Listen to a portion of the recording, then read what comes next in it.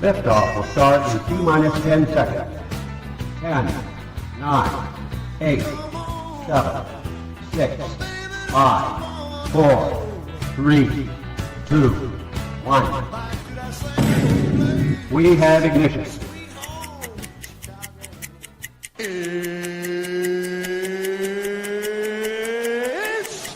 time! 15 seconds from Game 7 or from championship number 6. Jordan, open, Chicago with the lead! Behind the screen, Piper got a piece of it, it comes off. The Chicago Bulls have won their 6th NBA championship. Tying run at second, 2 out, Palmero over the head of Jenks. Uribe charges, throws, out! And the White Sox have won the World Series. To the far side around the 8-yard line to Hester. Under it and to the middle at the 15, to the 20, breaks free of the 25, to the 30, to the outside, 40, midfield, 40, 30 in the toe, 20, 15, Hester 5. Oh!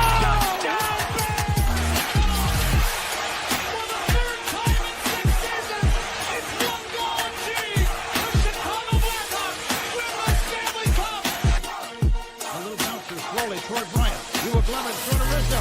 It's in time. And the Chicago Cubs win the World Series. What up, what up, what up? Welcome to ShawnSierraSports on Sports Zone Chicago. I'm your boy, the SuperBack, Shawn Sierra. Thanks for tuning in. If you're watching us on Facebook Live, then I guess you found us on Facebook. And if you're not following me on Facebook, what? Come on, go to Facebook, type in Sports Zone Chicago, click the like button, and now you're following Sports Zone Chicago. Simple. If you're watching us on our YouTube channel, excellent. And if you're not subscribed to our YouTube channel, for real. Come on, guys, go to YouTube, type in Sports Zone Chicago, click the subscribe button, but also click the notification button. That's the little bell next to it, and that'll let you know anytime a show from Sports Zone Chicago is going live. Get it? Got it? Good. Man, you can also tweet this show. Tweet us at Sports Zone Shy. That's CHI at Sports Zone Shy. Now, if you want to follow me, just me personally online, want to know what I did? Let me tell you what I did. I made it nice and easy for you folks. Nice and easy. One handle for Facebook, Twitter, Instagram, Snapchat, and TikTok. All one handle at the Shawn Sierra. Man, I got a great show, but I need you to get interactive. So whatever platform you're watching us on, whether it's Facebook or YouTube, if you have a question or comment on that platform, it'll come up here in the thread. We'll put it up on the screen. We'll incorporate it into the show, and that, my peoples, is what makes this the best morning Chicago sports talk show around, and that's you. So bring them all, baby. Questions, comments, smart-ass remarks, because ain't nobody scared over here. Like The Rock said, baby, don't sing it. Just bring it. Let us check out the chat already. Black Diamond in the house coming in with this craziness. He goes, top of the morning. You know what it is, Steve-O. Cue our song. No, don't cue that damn song. Coming in with your craziness already, bro. What's all that about? Cornelius Cole says, what up, ShawnSierraSports fans? White Sox. White Sox. Go, there you go. That's the song, Steve-O. Let's go, White Sox.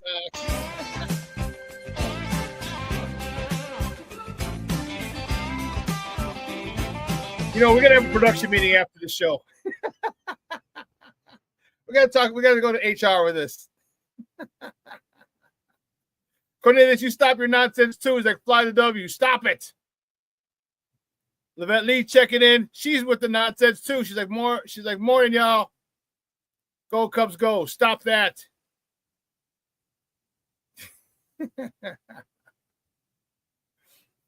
Rashawn Walls in the house. He's like, what up? What's up on a hump day? The summertime is here. Yes, it is, doctor. Yes, it is. Summertime. That's what I'm talking about, baby. Rick Gonzalez is in the house. Say good morning, Shawn, to the chat. FGB. Dude, FGB, baby. And for the Sox fans, let's find an H. Hopeless. Nah, bro, they're not hopeless. They're just young. They're young and they're going through growing pains, man. That's it. They don't have anyone super talented. There's no superstars in there. They got a lot of young, and I was talking to Steve about this morning. I don't think they have any superstars. They got a lot of like good soldiers, a lot of role players, and that's fine.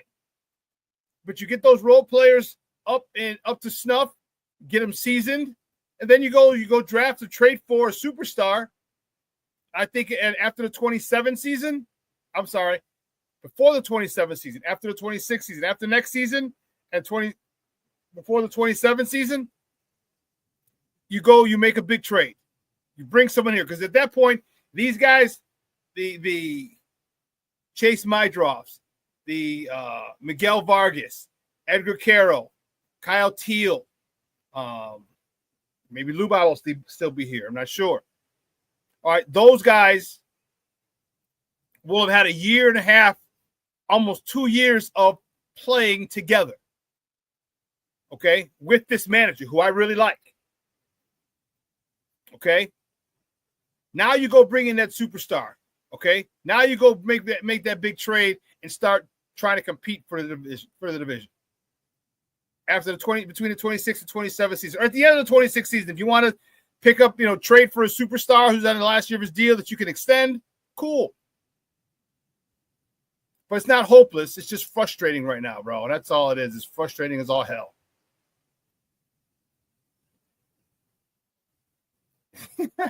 Rick Gonzalez, my ears are bleeding. I know. Steve-O plays that silly song.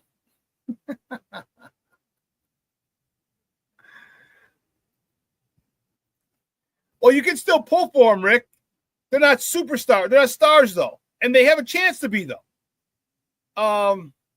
Miguel Vargas has a chance to be a star. Lou Bob is a star. Chase Mydroff could be one of those guys that you just enjoy having around, that you enjoy him on the team because he does it all. He does all the grunt work. You got a lot of guys. You got the nice little pitching staff: Shane Smith, Mike Vassell.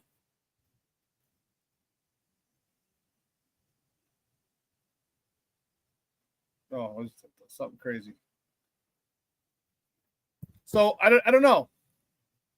Zero stars, no. I think you got some stars. Definitely Lou Bob. But I think you have a Miguel Vargas in the making. And we'll see who else. Maybe a Kyle Teal, their catcher. But right now, I would just say Lou Bob.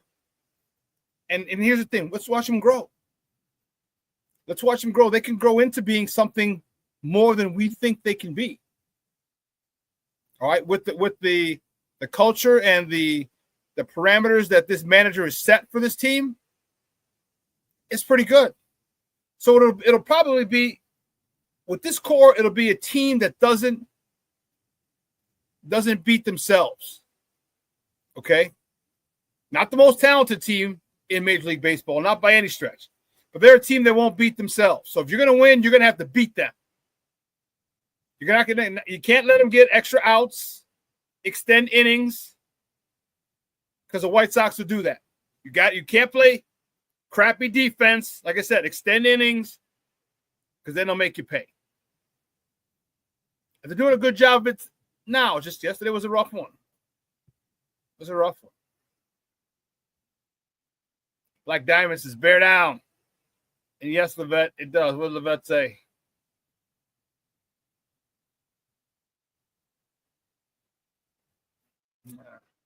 Say the W's flying. No one cares.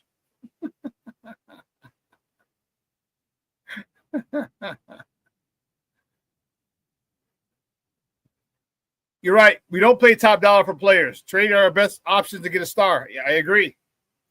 Or if you just held on to Fernando Tatis Jr., that would have been a nice start. Could have done that. That would have been a nice start. Oh, man. Listen, we got a great show for you, man. I'm excited. We got baseball to talk. We got more baseball. Cubs, Sox, both in action yesterday. We have them to talk. We have Chicago Sky. They're in action again. They're in action last night also. We have that to talk. Coach Eberflus back in the news. Just what I said. Just what I said. Okay, they've got to stop playing these games. Stop playing these games. Stop lying. Stop the nonsense.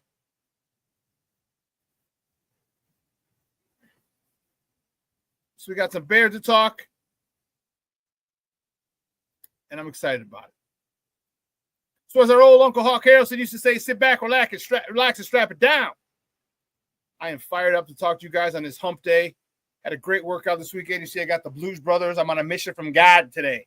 I'm on a mission from God.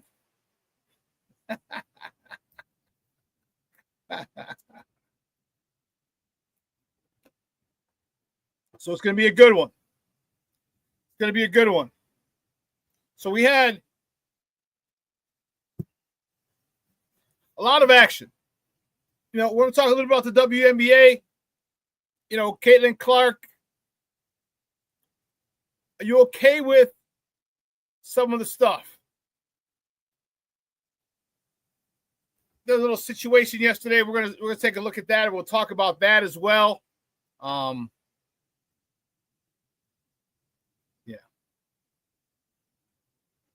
Yeah, we'll talk about that. We got a great show for you. It's jam-packed. Jam-packed.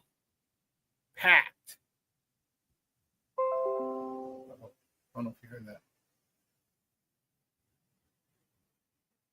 Let's get it cracking. Guys, you know how we do. The first segment of every show is called Top of the Morning. He won't come just when you want it.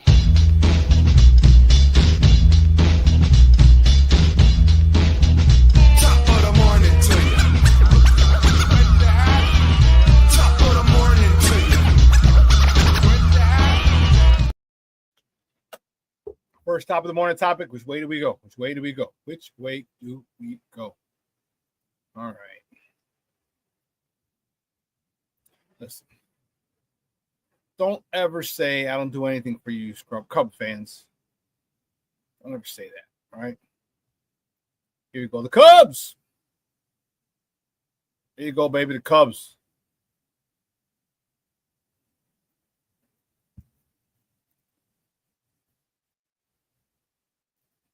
Uh-oh.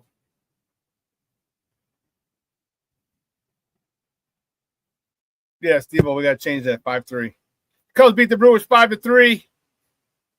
Yesterday, Ben Brown got the win. He's 4-5 on the season. He went 5 innings, 6 hits, 2 earned runs, 2 walks, 5 punch-outs. PCA. That kid, you saw the thumbnail. That kid is one of the most exciting players in Major League Baseball today. Hitting his 19th homer of the season, 452 feet off the scoreboard. Very Kyle Schwarber-ish. He drove in his 58th RBI of the season. That was a blast. Suzuki. Hey, Suzuki, right behind him. He was 1 for 4, hitting his 18th homer of the season, driving in his 59th, 60th, and 61st RBIs of the season. Matt Shaw was 1 for 3 with a double, his 9th of the year, driving in his 9th run of the season. And Kyle Tucker's continuing just to do Kyle Tucker shit. 3 for 4 with 2 doubles, his 14th and 15th of the season. Some people, I don't know if I can say Kyle Tucker's having a great year or he's just having a Kyle Tucker year. I think it'd be more apt to say he's just having a Kyle Tucker year. Kyle Tucker is a stud. He is a freaking stud. And the Cubs are going to have a tough time signing him this offseason because he's going to command $500 million. So I don't know if a guy who has those type of numbers, who continues to put it up, is having a great year. He's just having a normal year for him. A typical Kyle Tucker year, which happens to be head and shoulders above most players in Major League Baseball. So I don't know if year by his standards, but it's awesome it's a great year against other people's standards. It could just be normal Kyle Tucker things. It could be a normal Kyle Tucker year. Man. Well, staying with that, the Cubs, the next top of the morning, the Cubs host the Brewers again today at Wrigley.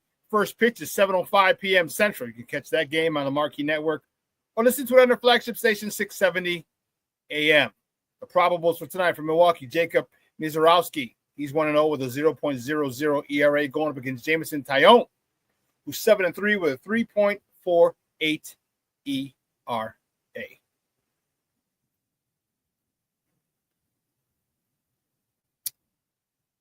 The cool part, and as a baseball fan, as a true sports fan, like, again, I don't really even dislike the Cubs per se.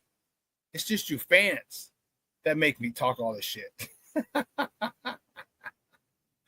but PCA, my goodness. You'll see in the highlights in a little bit.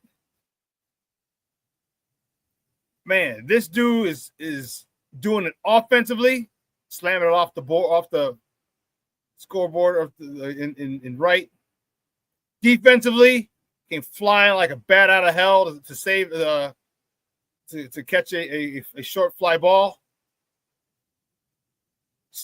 Base stealing.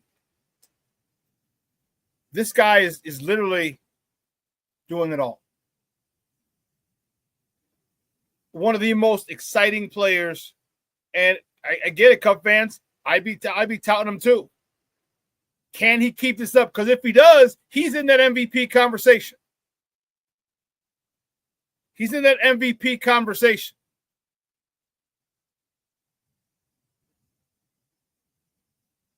Cornelius says, I didn't know PCA had that kind of power. He's got good power.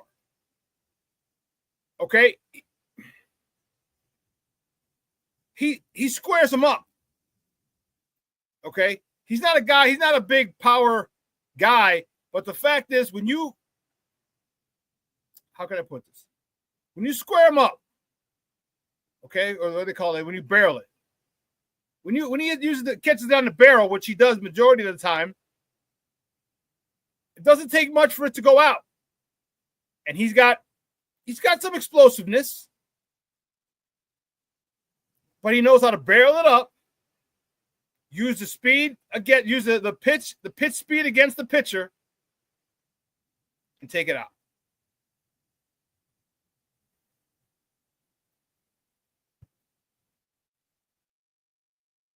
Keeping it moving. Next topic, on the topic, man, my guys, that was a rough one. Good guys on the south side. Woo, Charlie. That was a rough one yesterday after keeping games close all season. White Sox get blown out by the Cardinals, 12-2. Shane Smith, he got the ugly loss. He's 3-4 in the season. He went 4 1/3, 6 hits, 6 runs, 5 of them earned, 3 walks, 2 punch-outs. Edgar Carroll's 2 for 4 with an RBI, his 17th of the season. Vinny Capro's 1 for 2, driving in his 6th RBI of the season. And the aforementioned Miguel Vargas was 1 for 4 with a double, his 19th of the season. Just tough, man. Just tough. Next topic, the White Sox host the Redbirds again tonight at Wright Field. The first pitch is at 6:40 p.m. Central Time. You can catch that game on Chicago Sports Network or listen to it on their flagship station, ESPN 1000. The probables for tonight's game, Sonny Gray is on the bump for the Redbirds. He's 7-2 with a 3.84 ERA going up against Sean Burke. He's on the bump for the good guys. He's 3-7 with a 4.71 ERA. You're going to have games like we had yesterday.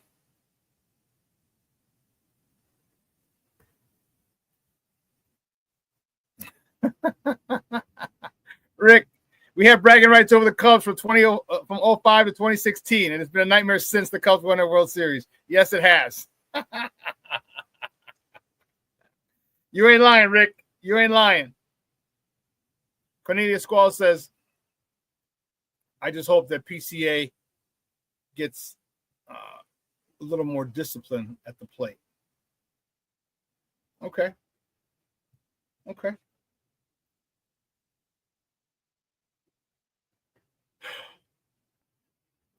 You know, one of the good things, and this is a very, very weird thing.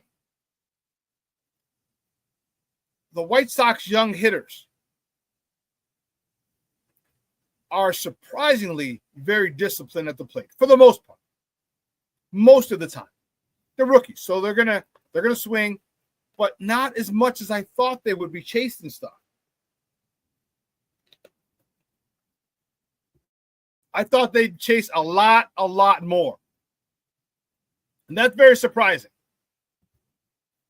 Because let me look it up again. I can't remember the gentleman's name.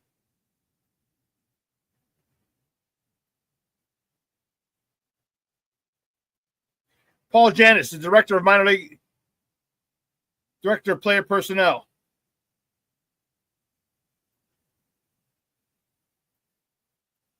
Okay.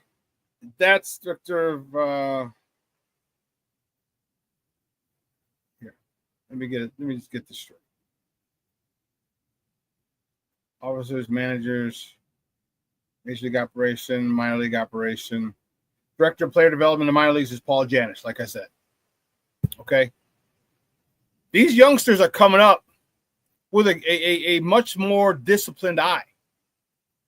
As I said, very uncharacteristic of a lot of people. I think I need to do a Google search on Paul Janis. Is he a player? Because Chris Getz, I still don't know how he got that job. I've said it here ad nauseum. But when you get good people under you, sometimes and many times, and you allow them to do their job, they can mitigate the bullshit that you perpetuate. Jerry Reinsdorf. You got a good guy in Paul Janis, and he's developing these youngsters well.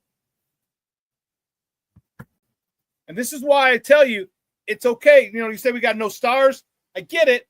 But we have a lot of guys who are disciplined. We have a lot of guys who are coachable. We have a lot of guys who follow through. We have a lot of guys who just don't stop fighting. We have tons of guys who just don't quit, who just don't believe until the 27th out is recorded.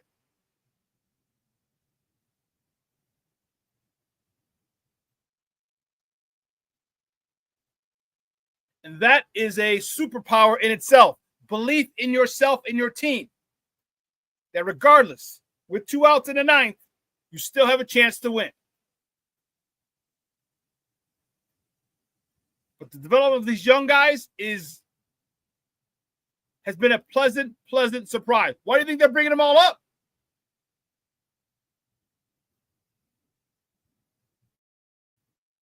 No, you got Kyle Teal, Edgar Caro, Tim Elko, Miguel Vargas. All these guys they're bringing up, Chase Mydroth. I mean, if I'm a minor leaguer, this is the top of the organization I want to be a part of because they're bringing people up. They're bringing people up, giving me a shot. Good morning, Patty. Good morning, Jeremiah. Jerry.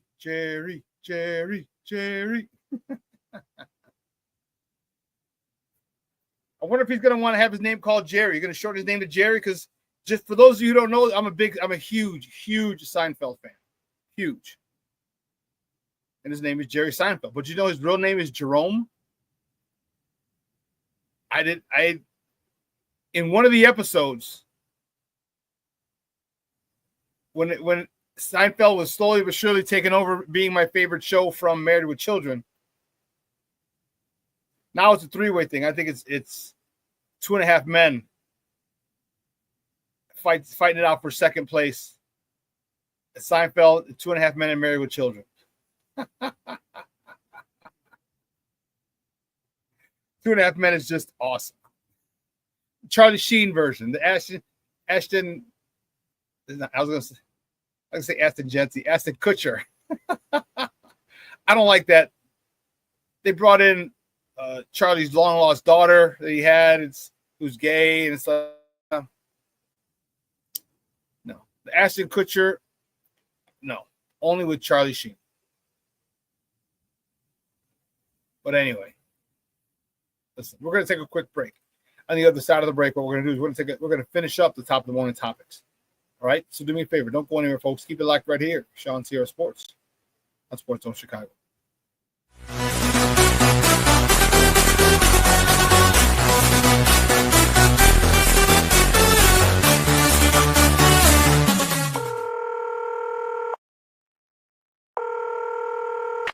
911, operator 901. Where's the emergency?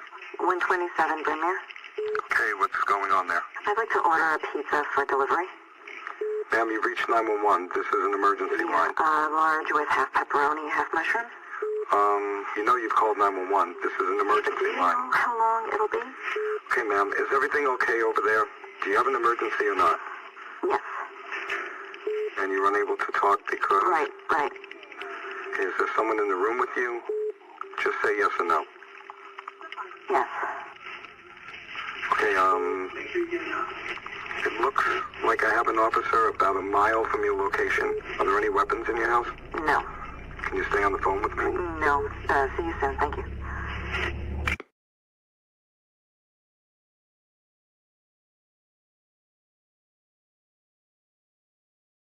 Every day, we take steps to keep the people we love safe, but some health risks are easy to miss. Ticks hiding in the yard can spread germs, like the ones that cause Lyme disease. Mice searching for food can spread bacteria that makes us sick. Mosquitoes lay eggs in standing water and can spread West Nile virus and more. Cockroaches are drawn to water in the home, leaving behind allergens that can trigger asthma attacks. Common pests can threaten our health. Learn how to protect your family at pestworld.org. When I'm flying, I put my helmet on, my visor down, my mask up. You don't know who I am. Whether I'm African American, Asian American, Hispanic, white, male or female. You just know I'm an American airman kicking your butt.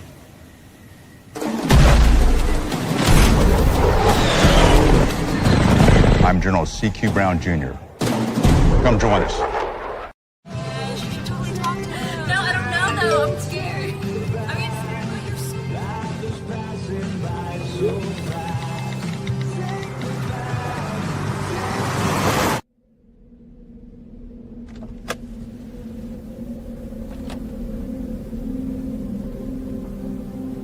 Do you know that you're in my lane?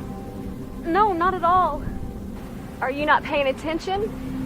Are you texting? I was just checking in with my mom. I was telling her that I thought we'd be home by 6. It's okay. There's enough time. Just pay attention. I'm not even halfway through my text. There's no way. I'm not even going to look up. My babies are in the car. You have to pay attention. It's just supposed to be a quick text. I'm so sorry.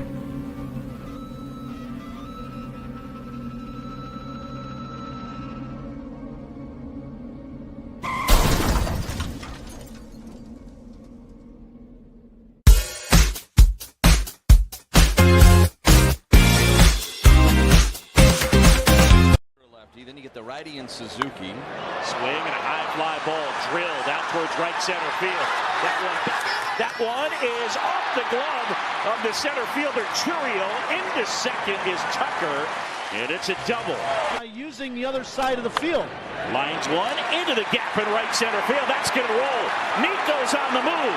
Nico racing towards third. They're going to send him. Porter to the plate. Shaw into second. It's an RBI double. Try to bunt. I think he would. One popped in the air. Shaw. And he makes the catch. Really use that other strikeout right now. High fly ball. Left field. On its way. Out of here. Suzuki finally got a fastball inside, inner half. They've been pitching him away. This ball, they want it away, and it leaks in. Welcome back to ShawnSierraSports on Sports Zone Chicago. Those clips courtesy of the Marquee Network. Those were the Cubs. North side today. A big 5-3 win over their division rival, the Milwaukee Brew Crew, the Brewers.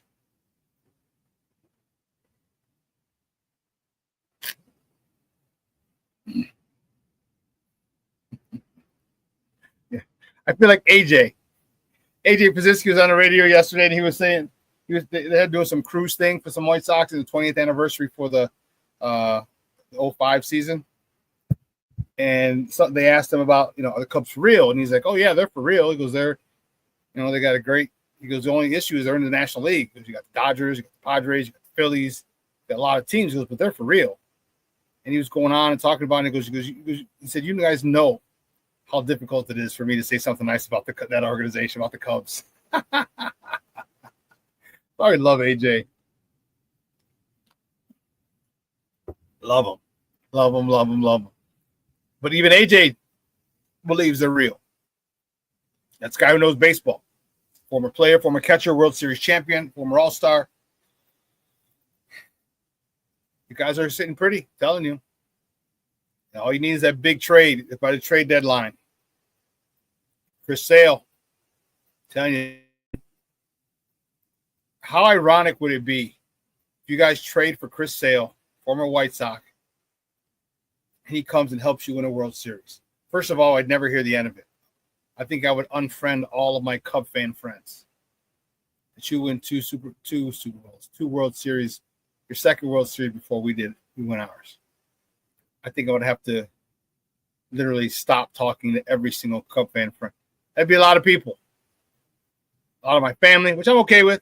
Bump them. A lot of my friends, because you would be unbearable.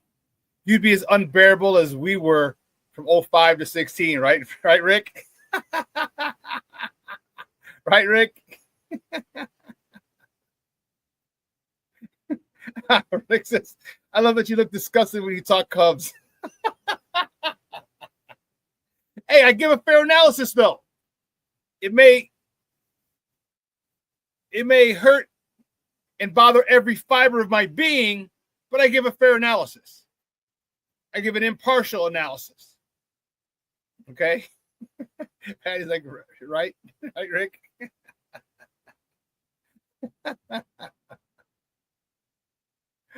Oh, man.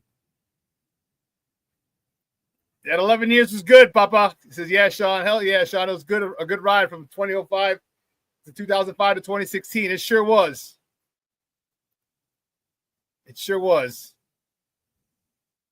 But keeping it moving. The next top of the morning, top the sky. While I kiss the sky. Man, the Sky had this one, man. Sky had this one, and they should have won, and they snatched defeat from the jaws of victory. Out to the DC Mystics, 78-66. I know that's another one. Candace don't play for the Sky no more, Steve-O. 78-66. And they had a lead. They were up 15, 16 points, 17 points at one point. My man, King Book of World, if he's in, I don't know if he's in. I didn't see him checking in. But his future ex-wife, Camila Cardoso, she had a double-double, 18 points. She led the Sky with 18 points, 10 rebounds. My girl, Angel Reese, 17 points, 10 rebounds. Ariel Atkins, 10 points, 7 assists. You know, they can't continue to do this. Sky aren't a very good, very well-constructed team to begin with. All right, they're not a very well-constructed team to begin with. So when you have somebody down, they cannot afford to let them off the hook. Let them up off the mat. You can't.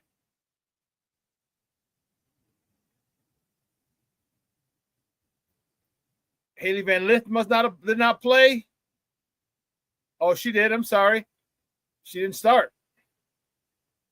5 points, 2 rebounds, 1 assist.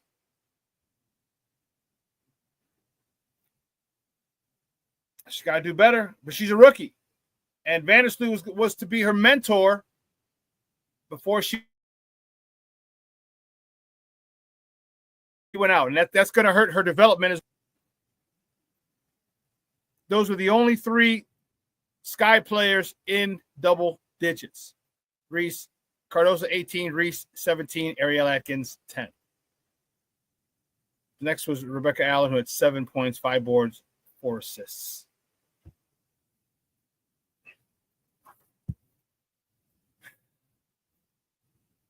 we're just not very good. And it's frustrating.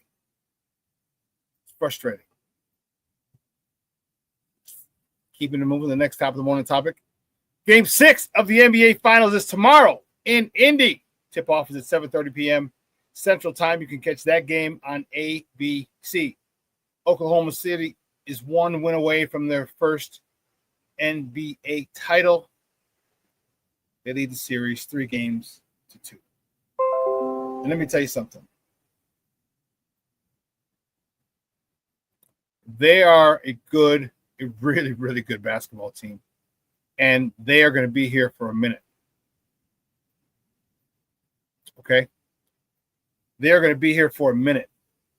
They have a slew of draft picks for the next couple of years. And you win the NBA title and still have this slew of draft picks. Wow. Wow. They're in a good spot. They're in a really, really good spot. And unfortunately, a lot of people here, you know what? Because I looked at this earlier.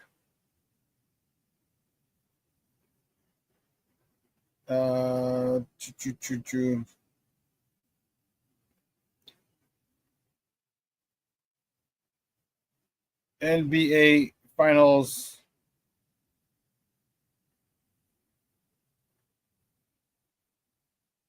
Game 5? Game 5 ratings.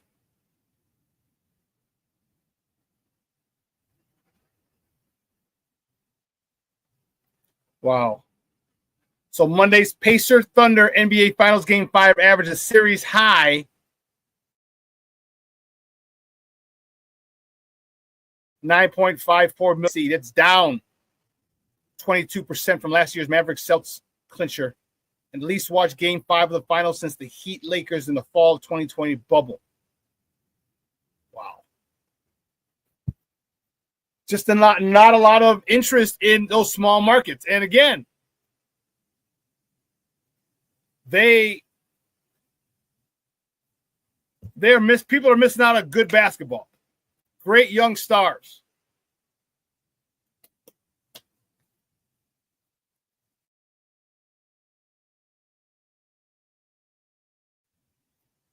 Great young stars, new face of the league, or people you think are trying to be the new face of the league. There goes the warden up to CrossFit.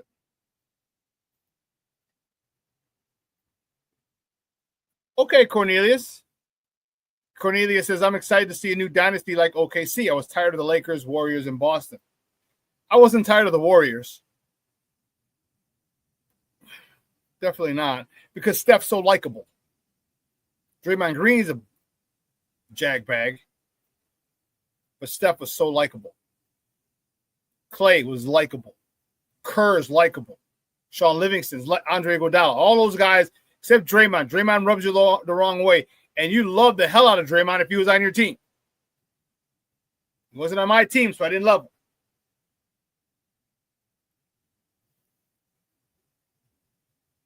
But it's going to be interesting. There's a big caveat. So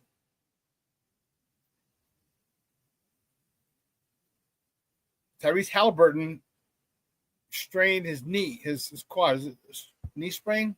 Sprained his knee. They're going to take an MRI to see the damage. All right. If he's out, game over. Bring the fat lady out. It's over. They've got no shot. And we had a discussion Saturday when I produced the Smoke Fellas podcast from 11 to 1. We had this discussion about Tyrese Halliburton. Is he a superstar, a star, or neither? I say he's a star on the verge of trying to be a superstar. Ben doesn't even see him as a star. And Tyrese Halliburton's performance in Game 5 gave a whole bunch of ammunition to Ben. A whole bunch Was his knee or his calf? That was his knee. Over an injury, yes. Calf strain. Knee sprain. Calf strain, yes. Thank you, sir. So, if you're a star, you don't go over from the field in the finals. You don't go over. He ended up with 4 points, 4 free throws. You cannot go over if you're a star. I like Tyrese Halliburton. But you can't go over from the field if you're a star.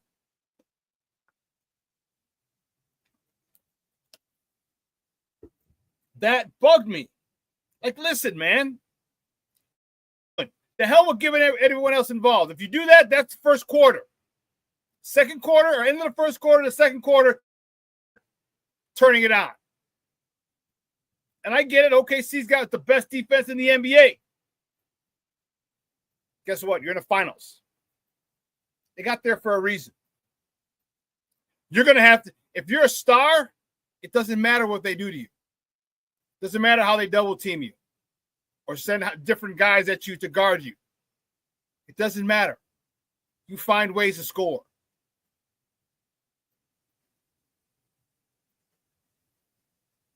That's bothersome to me. Because I had him as a star. I didn't have him as a superstar. I had him as a star. Like, people go see Tyrese Halliburton. He's who I think of when I think of the Pacers. I think Pascal Siakam's their best player, but I think Halliburton's the star of the team. And you go over from the field. Come on, Papa. I mean, you let every single person in the world who watches basketball have ammunition. And you can't be like, oh, well, we had those games. Not in the finals. You can't have those games in the finals. You can't have that game in the most pivotal game of the series. Well, the second most pivotal game. The first most pivotal game was game 4. The first most pivotal game was game 4. You're up 2-1. You won game 1. You lost game 2. You won game 3 at home. If you're able to win game 4, you go up 3 games to 1. That was the most pivotal game. But they tied it. So now it's a best of 3 with 2 games OKC if necessary. So whoever's going to get this win, whoever wins game 5 is 1 step closer. Got 2 shots at it. And you were going home. You would be going home to try and close it out at home. And you have no points from the field, 4 free throws? That just can't be. That just can't be. You've had game-winning shot, tough shots this playoffs, and then you don't show up. And I know you might have the calf strain. Damn, you got to get it. You got to perform. This is the finals. This is where your legacy is created. Right here.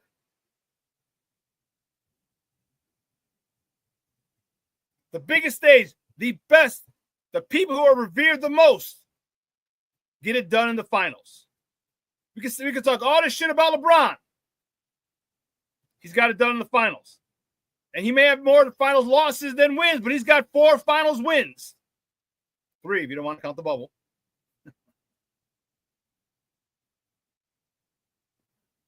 But this is where it is. The biggest stage, the biggest stars step up. What does Stacey say? Big-time players make big-time plays in big-time games. And Tyrese Halliburton didn't do that. You needed, that was, man, game 4 was pivotal. Most people, myself included, said you lost the series in game 4. You lost it in game 4.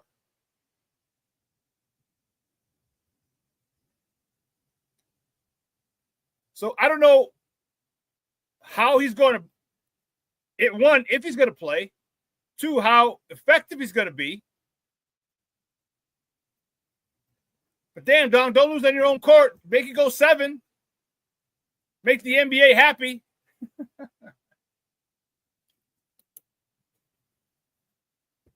Make the NBA happy. They get 7 games. More commercials, more revenue. Because, you know, they need it. They got to keep paying for the WNBA.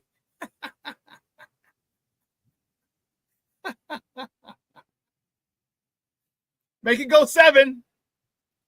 I'll tell you what, if it goes 7, that'll be a very, very, very highly watched game. That'll probably blow the other 6 games out of the water.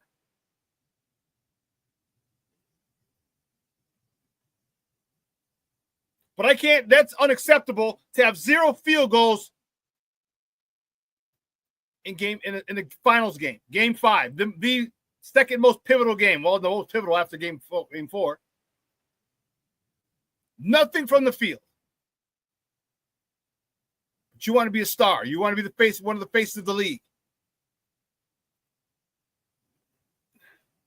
Can't do it. Can't do it.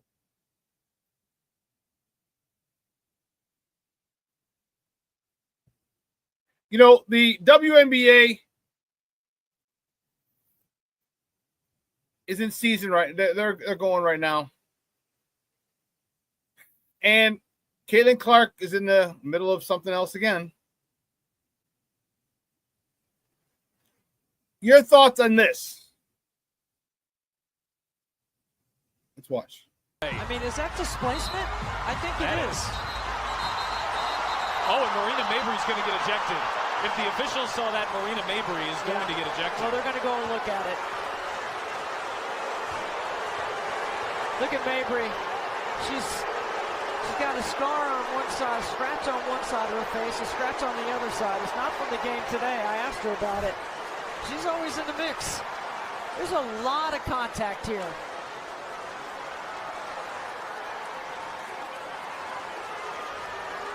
There's a scrape across the face. That's what Clark didn't like. And then Mabry came in with a bump. And Mabry's day is almost assuredly going to be done. But both teams. That clip courtesy of the WNBA. So, here's my thing. I don't mind the chippiness.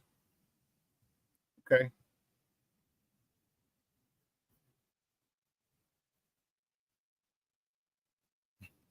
Rick said she's just a Ric Flair fan, so she gave Clark the old thumb to the eye. No blood, no foul.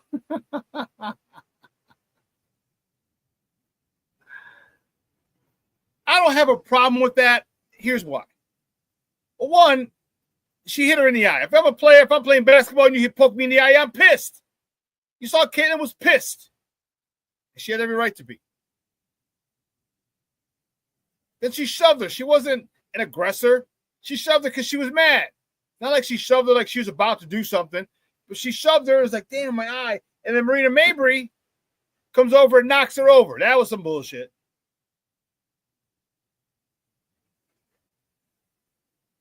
That's grounds for that's like hockey. Third man in. Penalty box, you're ejected. 5-minute major, you're out.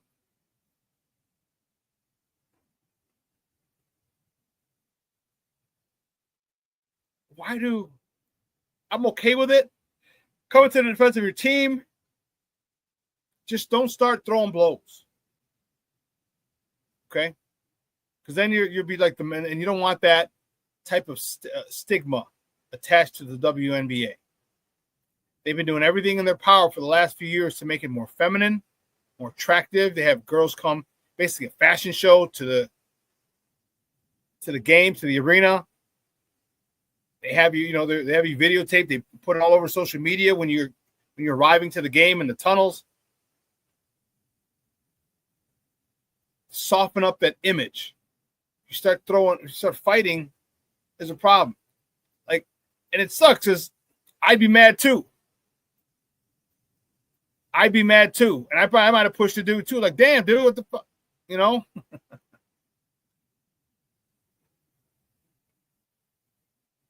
Because you don't understand how, like, that's, if you don't, that's Jon Scheyer. If you don't know the Jon Scheyer story, I'll give it to you in a nutshell.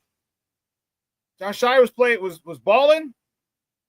A dude hit him in the eye. I think it's a detached retina. Legally blind. Couldn't play basketball again. Which is why he became a coach. Which is why he's a coach at Duke. Trust me, he's doing well for himself now. Trust me. But what I guarantee, if you asked him, would he have loved to have played basketball? Instead, I guarantee you he would have loved it. He would have rather done that than coach. Maybe later, coach. But you do some shit like that. Like, I think that was that was bullshit.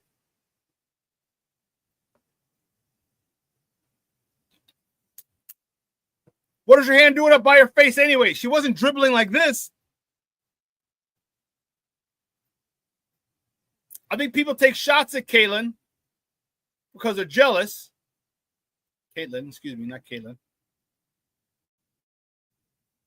And I don't know why people are jealous. That's your cash cow. That's the golden rooster.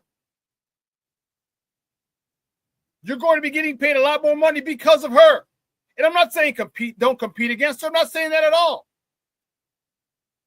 Be physical with her. Play basketball. It's a game. But don't do no dirty shit like that, man. Like, why is your hand up by her face? This lady's selling out NBA arenas, not even WNBA, NBA arenas. Going to get you guys a contract, going to get you a TV contract, a massive TV deal. And you got chicks hating on her, taking cheap shots at her. Don't give me, it's an accident. What the hell's your hand by your face for?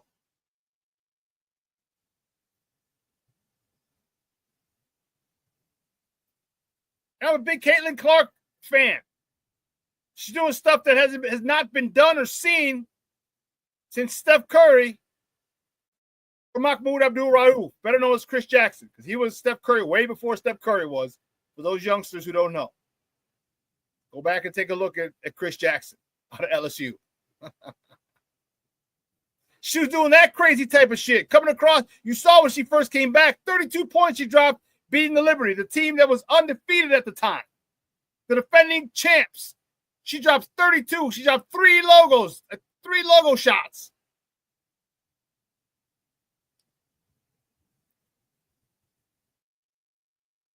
$27 feet minimum for those three shots. Splash, splash, splash.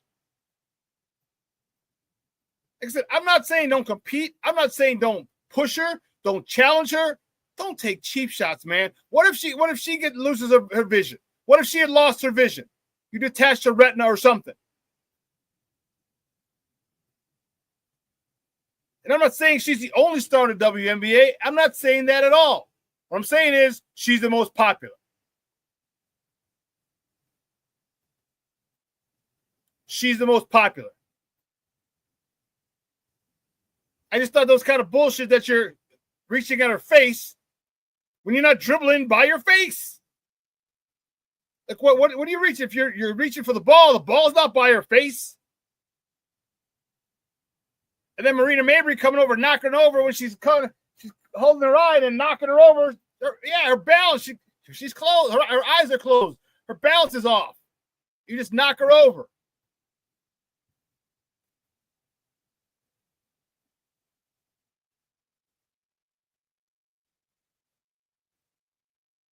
I just got annoyed by that. I just got annoyed by that. If you couldn't tell. If you couldn't tell. But listen, here's what we're going to do. We're going to take another break. And near the side of the break, we're going to talk a little Bears. So don't go anywhere, folks. Keep it locked right here. Shawn Sierra Sports. on Sports Zone Chicago. Hey, it's your boy, the SuperBack, Shawn Sierra, and be sure to follow Sports Zone Chicago on all social media platforms, on Facebook, Instagram, and our Roku channel. You can find us at Sports Zone Chicago, and on Twitter, we are at Sports Zone Shy. Also, be sure to download our mobile app so you can take Sports Zone Chicago with you on the go.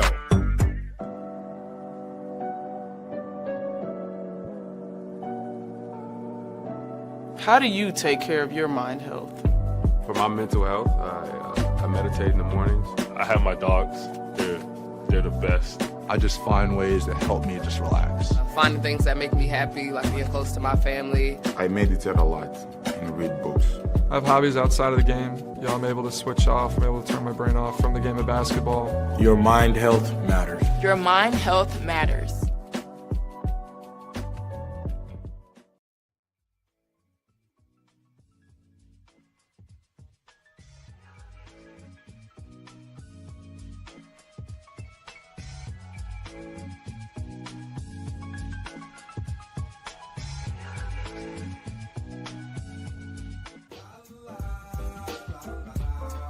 It's a romance sport. What? It's a romance sport like that. Your Marine Corps' way of life is to defend the American way of life.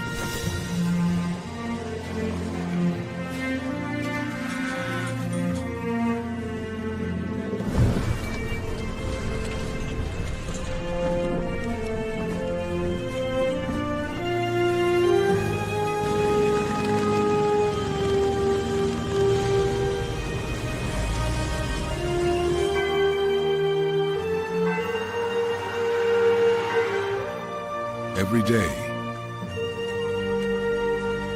no matter where we serve, we take a stand for our nation, for each other, for us all. The few, the proud, the Marines.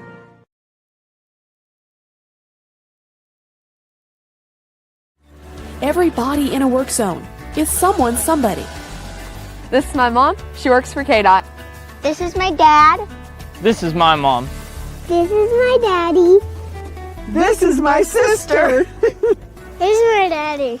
This is my son, Scott. He was killed while working in a highway work zone. When you drive through a work zone, drive like a life depends on it. Because it does.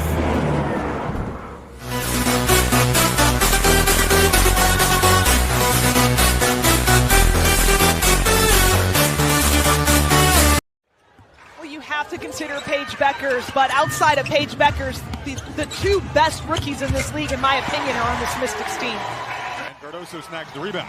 Quick outlet. Reese calling for it. The drop off. Back to Reese. Oh, tic-tac-toe. They go. Kia Nurse was 4 of 4 on Sunday, picking up where she left off. On the perimeter here, going to make the decision to take Iriafin. Got fouled and one. I think she heard you, Ship. You can see she's directing traffic even off the ball, saying feed it down low. Allen almost thought about it in the perimeter there. Then Reese drives again and finishes again. We expected a competitive back and forth battle tonight between these two teams. Pretty pass to a pretty cut from Camila Cardoso. Welcome back to ShawnSierraSports on Sports Zone Chicago. Those ones courtesy of the WNBA. Those were the girls last night. Ladies, man, tough loss by our girls. And man, it was a tough one. Like they had it. They were up 15 points, 17 points, and they lose 79-72. Ball moving, you see the cut. So that's what I'm seeing. Improvement there. You saw Camila Cardoso dive into the hole. You saw the passing. Apparently, they forgot to play defense. James Ford checking in. What's up, Bubba? How are you? Thank you for tuning in. Good morning to you, too.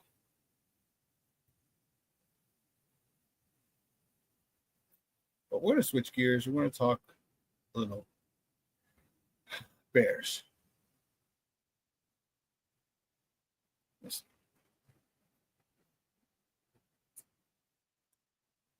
I told you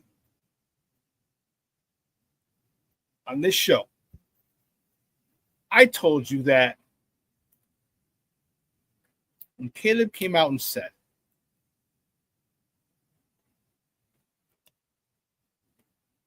or whoever, might have been his dad, whatever was conveyed to the reporter that has that new book coming out.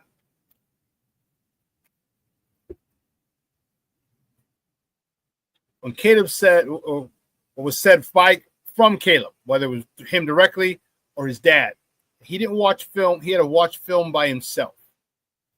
And everybody jumped on him. Now, listen, I am not defending Eberflus and a lot of the poor decisions he made last year as a head coach.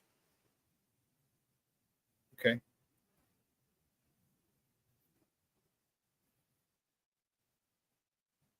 I just don't want it to seem like he was incompetent. Because you make bad moves, okay, it happens. But for Caleb to go out there and say, I watched film by myself, which he clarified later. And said, I meant like I needed shortcuts. I needed this. Then you should have said I needed shortcuts. Because remember, I said that was a lie. I'm like, you mean to tell me Shane Waldron's not going to do his job? You mean to tell me he couldn't go up to Eberflus? He couldn't go up to Ryan Poles and say, I'm not watching film with anybody? And remember, I said, we're only hearing one side of the story. I said, I find it hard to believe that Caleb watched film by himself. I find it hard to believe.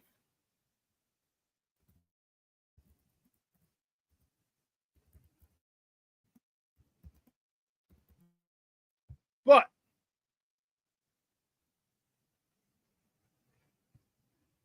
and I also said, we're only hearing one side of the story. Do you remember that? I said, you're only hearing one side of the story.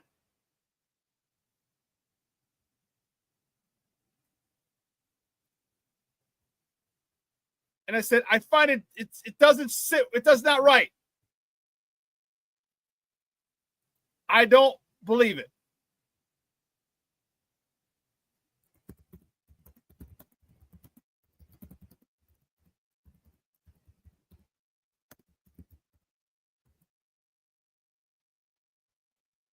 So he was on Ed Werder's podcast.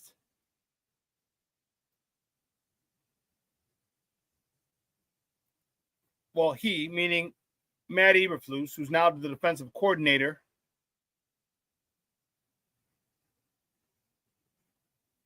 for the Dallas Cowboys.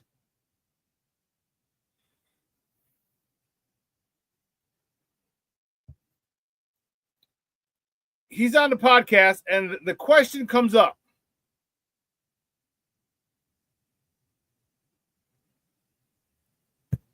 There it is. Sorry.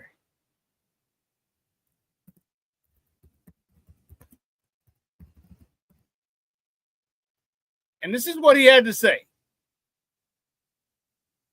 And yet recently, Caleb Williams was quoted criticizing the fact that nobody watched film with him last year. You're the head coach. How do you respond to that? Well, first and foremost, Hard Knocks, they do a great job. They really do. They stay out of the way. Because they're going to be here this year. Yeah, they are. And I've been telling everybody, the whole staff up there, that they do a wonderful job. They stay out of the way, very professional. But back to your other question about, the film watching and all that, I would say this, that, in the development of the quarterback position and really all positions, at my time at the Bears, we've always had daily coached film sessions. That was out through the entire year. So that's what I've observed, and that's where it was.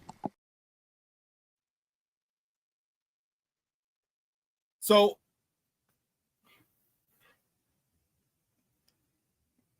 I told you.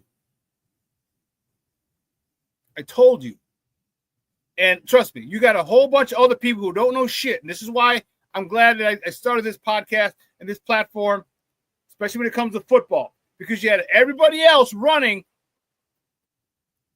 with it and saying, oh, wow, Caleb said he didn't watch film. They're a dysfunction. They're this. Now, I'm not saying they weren't a dysfunction. Don't get me wrong.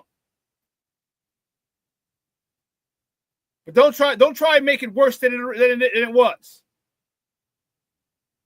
And you had so many outlets. Big name outlets. Lettered outlets. Saying, oh, unbelievable. Well, see, this is this is that. This is horrible. This is this. I can't believe this, blah, blah, blah, blah, blah, blah. And where were those people when Caleb came back and said, oh, well, I meant like a shortcut. How to teach me how to give me a shortcut into watching. There's no shortcut in watching films. There's no shortcut. You got to watch them. And I said I found it very difficult to believe that Shane Waldron, whether you like him or not, didn't watch film with him. I found it very difficult to believe. And I also said, why did he not have a problem with Geno Smith or Russell Wilson? Why was that not the problem? So here, Caleb lied. Oh, what happened was, right? What had happened was I meant, no, you know exactly what you meant. You know exactly how it would be taken by the media. When you said no one watched film with me, you knew exactly how it would be taken. And Coach Wanstead was on the radio yesterday, and he said, yeah, that's kind of a shot. They talked about Eberflus's response. He's like, yeah, he goes, that's like a shot by Caleb. Come on, Caleb.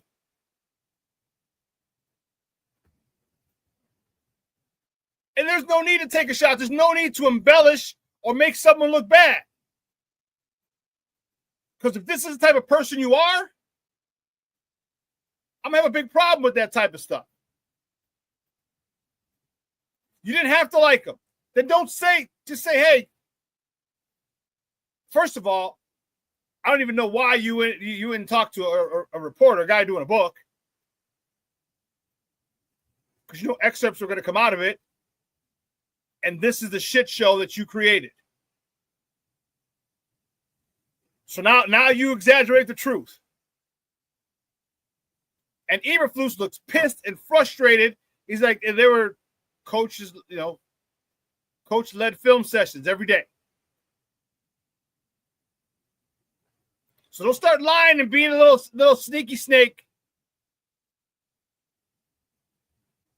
Because that's going to take away from your potential as a person. Remember, everyone wants good people. They want good people in that building. He's a great character. Well, guess what? Your character just took a big hit. Your character just took a big hit. Because basically he called you a liar. Eberflus called you a liar. You don't have to like Eberflus. You can say he's the worst head coach in the history of head coaches. I'm not arguing that fact.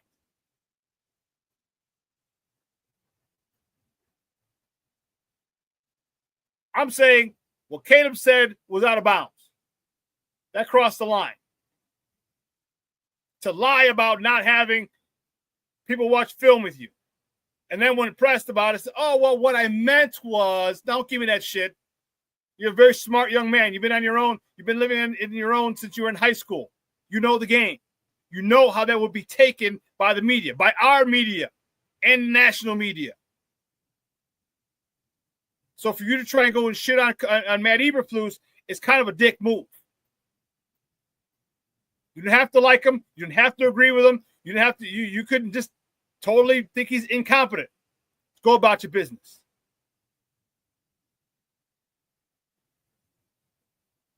Go about your business.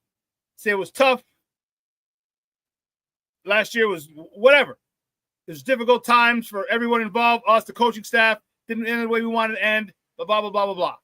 But for you to go out of your way to make up that bullshit and lie, that makes me question your character. That makes me question your character. And notice, none of all the people who love Caleb, no one's saying it. No one's calling him to the carpet about it. Because now you heard the other side of the story, and he calls you a liar. End of story, you lied, period. Because when you backtrack, what I meant was, what happened was, right? I meant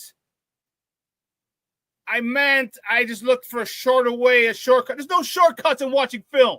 You know damn well I was watching film in high school and college. But you had to say, oh, no one watched film with me. I had to watch film by myself. Character concerns are an issue for me now. To lie about your head coach like that. Listen, I hope you throw for 4,000 yards and you make us forget about all this bullshit. Right now, I don't know, man. There's something about it. Something about it. If you're going to lie on your head coach, you're a rookie. You're a rookie and you're lying on your head coach? What kind of character is that? Words of respect for him as a head coach. I get it. You may not have liked him, period. Don't lie about him. Don't lie on him. Don't do that. If I'm wrong, tell me I'm wrong. But don't lie on somebody like that. Don't lie on people. If that was in the streets, if that was, how would you feel if somebody lied on you? As a man, as a woman, how would you feel if someone told a bold-faced lie and then when confronted, oh, well, what I meant was, now you knew exactly what the hell you're trying, what response you wanted and how you're trying to make me look.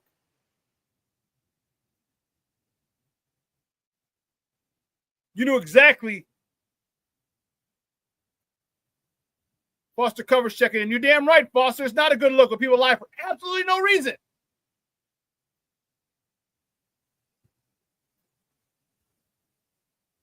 So that bothers me, if you couldn't tell. That bugs me.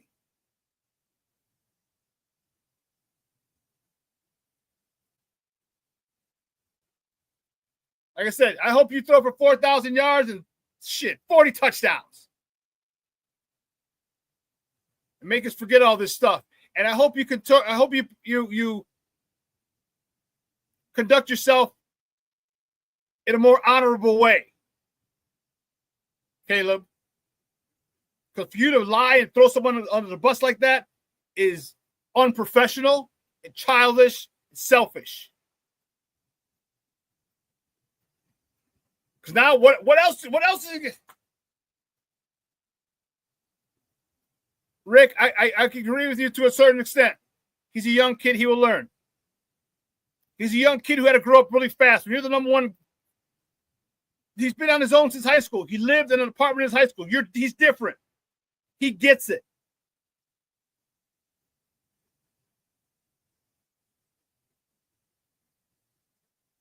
He knew what the response was going to be when this got out. He knew it. Like when we say things, we know the response. For the most part, we know the response we're going to get. Whenever we say something to a specific person, and he's saying it to a reporter who's doing a book.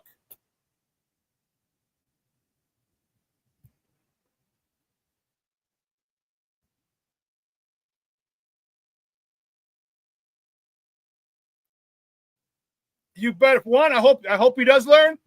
I hope he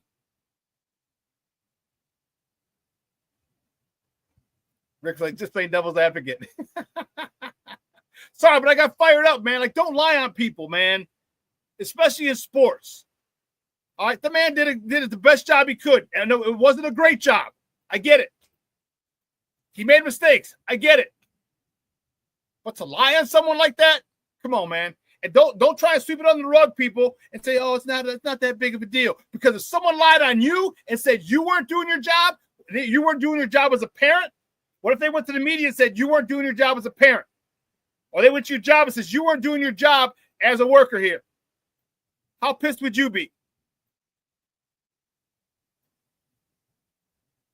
We'd be having a conversation after work. You'd be getting a 2-piece with a biscuit. Talking about that, you know what I mean? Again, you make bad decisions. He wasn't a good head coach at all. Great defensive coordinator, but wasn't a great head coach. Cool. Don't lie on him. Don't do that. That shows your character. And that bugs me.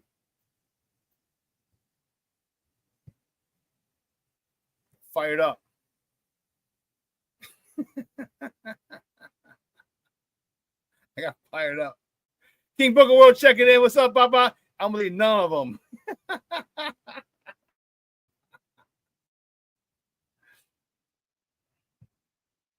Telling you, man. That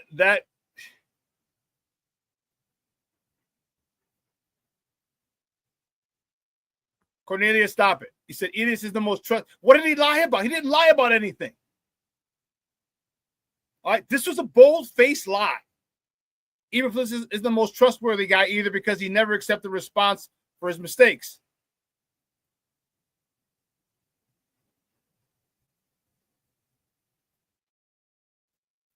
That's not, I get it. That's not a good character thing either.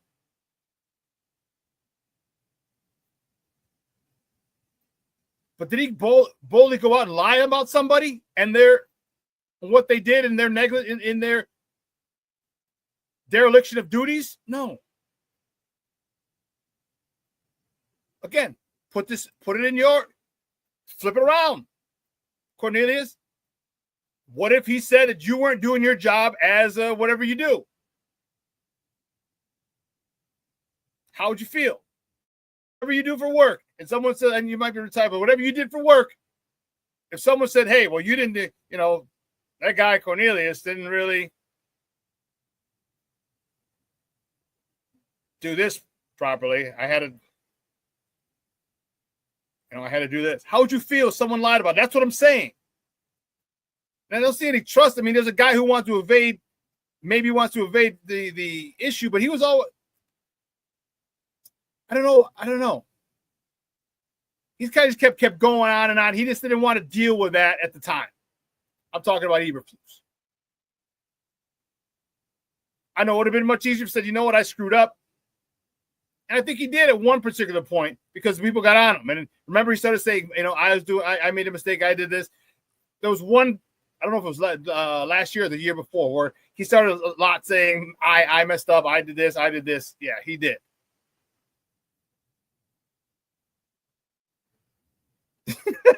Foster's, you're a fool, man. So Kraft doing Popeyes for lunch now. Why? Because 2 pieces of biscuit.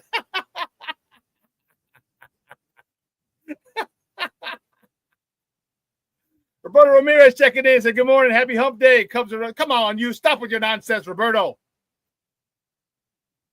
You and Cornelius and Levette and Black Diamond. Stop with your craziness.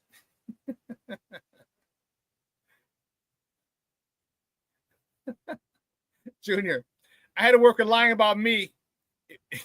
It was resolved when I threw a catalytic converter at him. After that, the guy didn't talk shit. You know what, Junior? I can literally see you doing that. I can hear your voice yelling at him and then throwing the catalytic converter at him.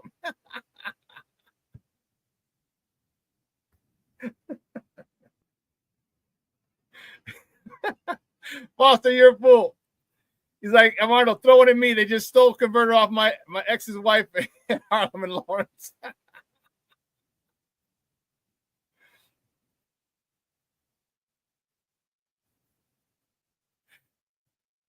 Yeah, King Booker World, he did. He overcorrected big time. He took blame for everything. He took blame for the cafeteria cause. He did. Remember, it was everything. The clock didn't start on time. I apologize for that, and I got to do a better job of making sure that someone whose job I have no control over does their job better. It's my fault.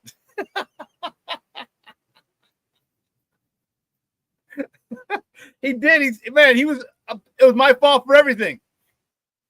The wind came off the lake. I apologize for that. That was my fault. I wish I wanted to come from the west and not the east.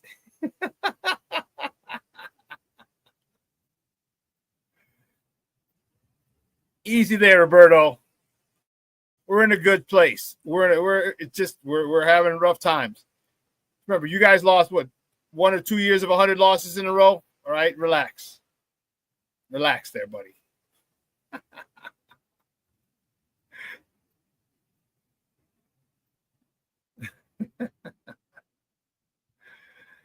That's funny. That is funny.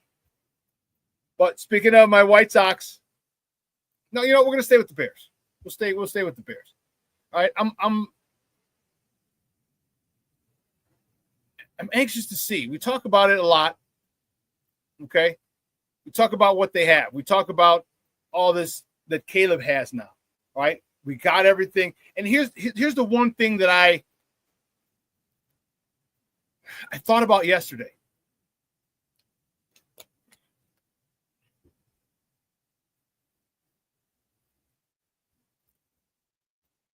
People said,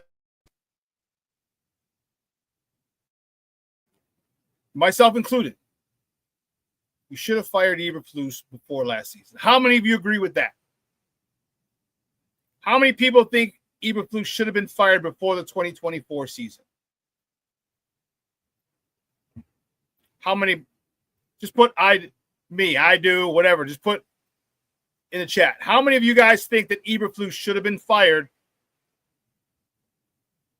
before between the 23 and 24 season? After the 23 season, before the 24 season. How many people think he should have been fired? Just put it in the chat. King Book of World says, hey. And so you're one person. Junior, he's a second person. Roberto Ramirez, he's a third person. Okay. James Ford, you agree? You think he should have been fired between the 23 and 24 season, the off season? Shawn, yes. Cornelius, he should have been he should have been gone. Okay. So I think we have a consensus that he should have been fired. Now, here's why I tell you.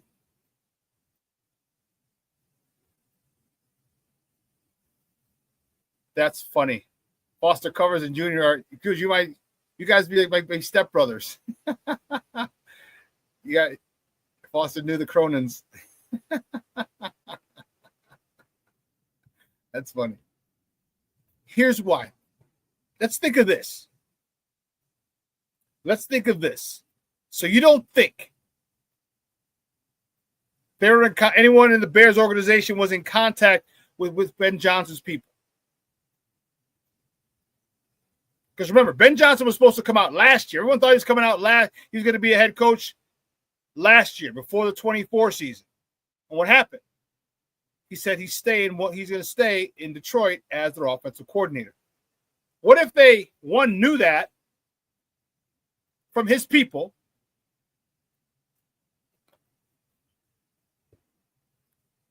and two, knew he was going to be the head coach of the Bears? What if he said, hey, I want to be the head coach, but I got to stay one more year in Detroit because I got some unfinished business.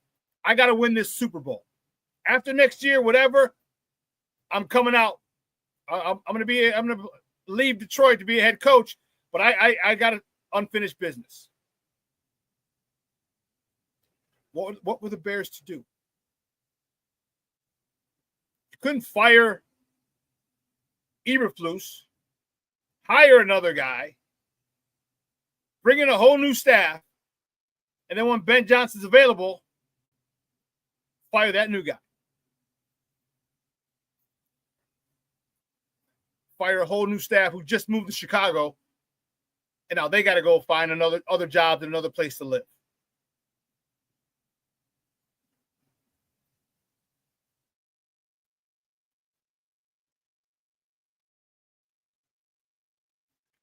Who would have they hired? Who would have they hired? There were a lot of candidates out there. If so, would that hinder their chances to hire Johnson? No, I think they waited. I think they knew that Johnson was coming out this year or at the end of this year, this offseason, and were in the running for him. One, they wanted to be in the running for him. Because if you hire a head coach after 1 year, most teams don't. I know it happened once recently. Was it for the Browns or the Bucks? They fired their coach after one season.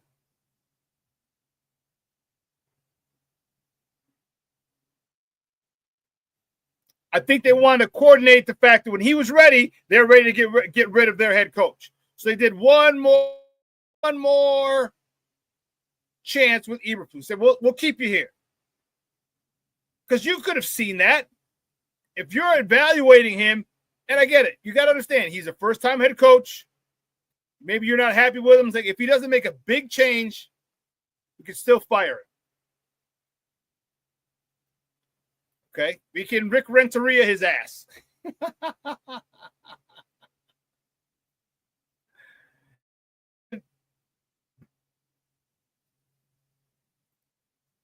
Yeah. I think that might have been a situation. Because it makes sense. Because most people thought he should have been gone to begin with. So the Bears said, okay, here's what we do. If he has a great increase, okay, good, we're on the right track. But if not, and if he doesn't have a great increase in wins in the cult, it's fire him, saying we can say whatever we want to say because now Ben Johnson's available.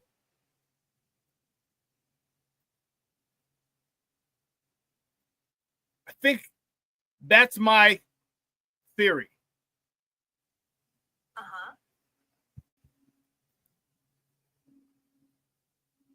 That was Siri. Oh my goodness. That's my theory. Could be wrong.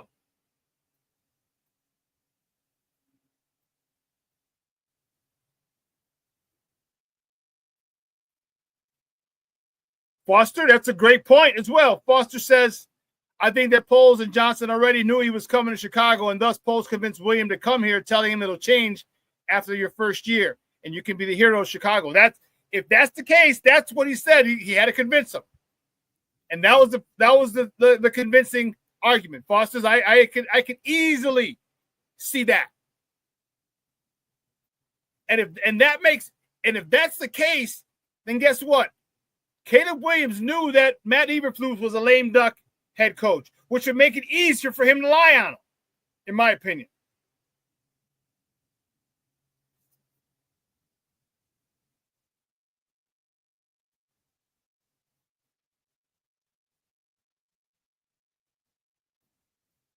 So after all this craziness, now we got Ben Johnson with Caleb. So my question is this. The $1 million question. How soon can this offense start clicking? I told you, at the beginning of 2026, 1 year from this day, June 18th, probably won't have a show because it'll be a Thursday. What's next year? Next year, leap year? 26? No, it's 24. That'll be a Thursday. But next year at this time, I'll be fired up because Caleb's not learning a new offense.